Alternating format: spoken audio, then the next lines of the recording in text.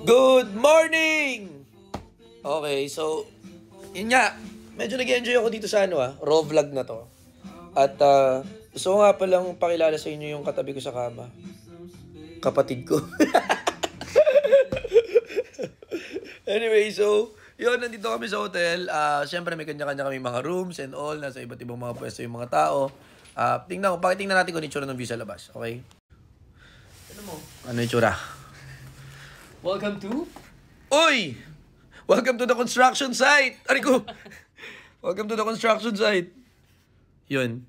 So actually, nung dumaan kami last night dyan sa area na yan, akala ko parang kung saan kami pupunta na parang weird na place Pero okay naman dito sa spot namin. Pero hindi ko na lang siguro sabihin kung nasan kami. Pero sobrang solid siya. Actually, napansin namin dito sa Dubai, iba rin talaga yung... Dubai?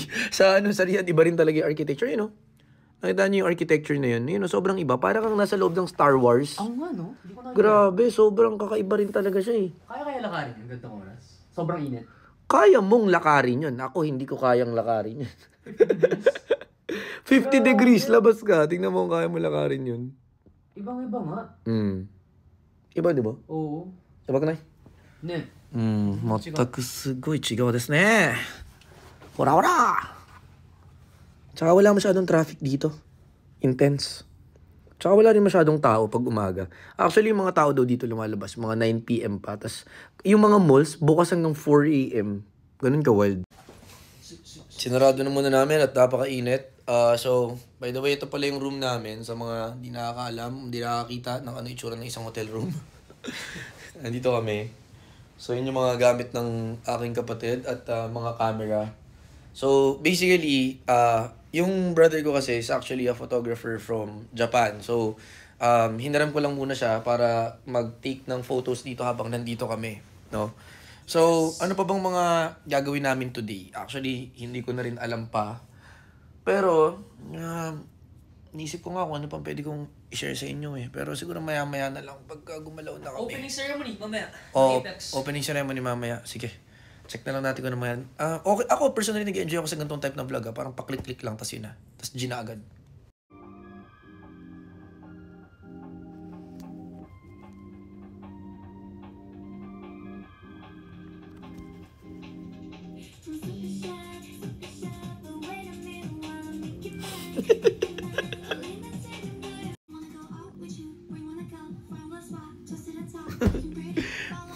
New Jeans fan ka. Ano ba tawag sa mga fans ng New Jeans? Bunnies! Bunnies! So, bunny ka? Solid bunnies ako.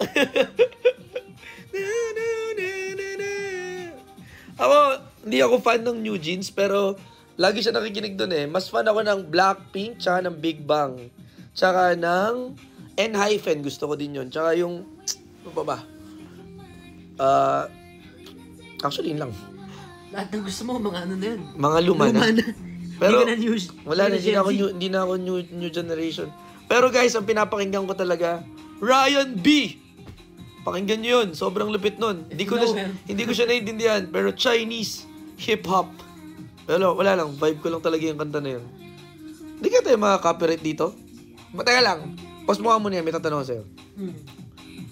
Explain mo nga sa akin, as someone younger, bakit nakakaaliw ang New Jeans? Ang New Jeans kasi, compared to Blackpink, Twice, hindi sila hindi sila showy sa mga dress and all. Pero yung performance nila, especially ako pag nanood ako ng New Jeans, hindi ako nanood ng mga music video, yung official video sila.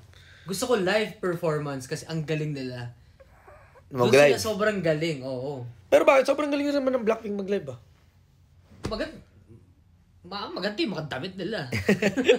Hindi, ako, hindi ko pa na-appreciate yung New Jeans at ayoko naman maging New Jeans versus Blackpink to, pero ako kasi, yun nga, fan talaga ako ng YG Entertainment. Actually, isa yun sa mga inspiration ko sa Tier 1 Entertainment. Dahil nga sa Big Bang, kasi fan ako ng Big Bang. Nung nanood ako ng Blackpink concert, medyo fan lang ako nung una. Pero nung nakita ko si Rosé, doon na. Nung kita ko yung love of my life. Kaya doon na ako na-in-love talaga sa Blackpink. Kaya medyo mahirap pa kasi wala pa akong nakitang parang katulad ni ni Rosé sa New Jeans. Sino ba yung bias mo doon? Bias ko din is Herin. Herin. Yeah. So, Siya yung mukhang pusa. Mukhang pusa. Positive ba yun? Na mukha siyang pusa o negative? Basta mukha... pero sa Japan kasi uso yung ganong hirit eh, no? Uso yung ganong hirit. So in Japanese, sabi mo nga in Japanese yung mukhang pusa. Neko mitai. Hai. Neko mitai dato kawaii kara ne. Kawaii. Tashikani. Oo nga, gets ko. Gets ko yung parang... ganun. Gets ko yun. Anyway, so yun nga, sa mga fans ng K-pop dyan, ako, big fan rin ako ng K-pop. Anyway, wala lang talaga ako muna magawa kasi, yun nga, nagpapalipas pala ako ng oras kasi yung next meeting ko is in 24 minutes pa. So, ang haba din pala ng 10 minutes pagka yung walang nangyayaring content-kwentuhan lang. Tuloy-tuloy talaga dapat, no? Pero di bali, mamaya naman lilipat na kami sa kanila so baka mas may mako-content na ako. So ngayon, nagpapatugtog muna siya ng New Jeans at nakikinig lang ako. Let's go.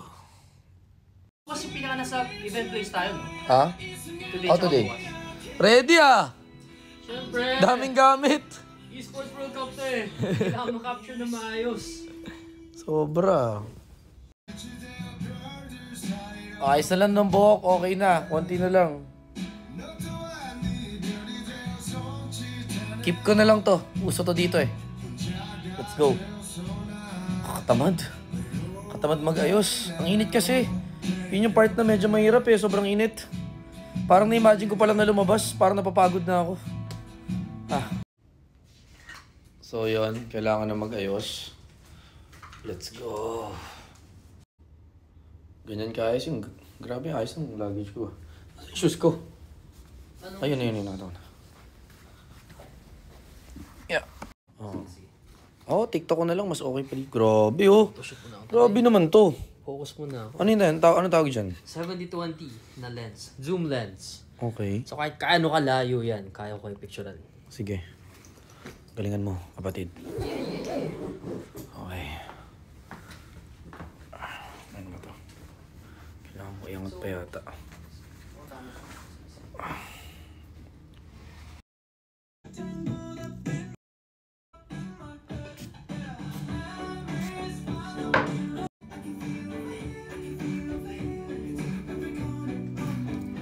Tara na!